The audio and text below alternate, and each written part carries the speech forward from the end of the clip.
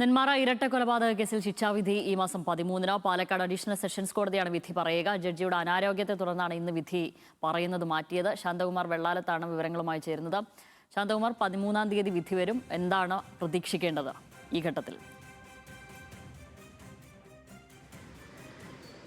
ശബരി, അതിവേഗത്തിലാണ് ഈ കേസിന്റെ വിചാരണ നടപടികൾ പൂർത്തിയായി വിധി പറയുന്നതിലേക്ക് എന്തായാലും എത്തിയിട്ടുള്ളത്. പാലക്കാട് അഡീഷണൽ സെഷൻസ് കോടതിയാണ് ഈ വിധി പറയേണ്ടത്. ഇന്ന് ആണ് വിധി പറയുമെന്നാണ് ആദ്യം നിശ്ചയിച്ചിരുന്നത്. അങ്ങനെ ഇന്ന് കേസെടുക്കുന്നതിനുള്ള തീയതി നിശ്ചയിച്ചിരുന്നു. പക്ഷേ ജഡ്ജി ജോർജ് കന്നത്തിന്റെ അനാരോഗ്യം മൂലം ഇന്ന് അദ്ദേഹത്തിന് കോടതിയിൽ ഹാജരാകുന്നതിന് ഈ കേസുമായി ബന്ധപ്പെട്ട നടപടിയിലേക്ക് പോകാൻ കഴിയാത്തതുകൊണ്ടാണ് ഇത് അടുത്ത തിങ്കളാഴ്ചയിലേക്ക്, അത് 13-ാം തീയതിയിലേക്ക് ഇപ്പോൾ മാറ്റിയിരിക്കുന്നത്. നമുക്കറിയാം, ഏറെ കേരളത്തെ ആകെ നടുക്കിയ ഒരു കൊലപാതകമായിരുന്നു നെന്മാറയിൽ ഇരട്ട കൊലപാതകം.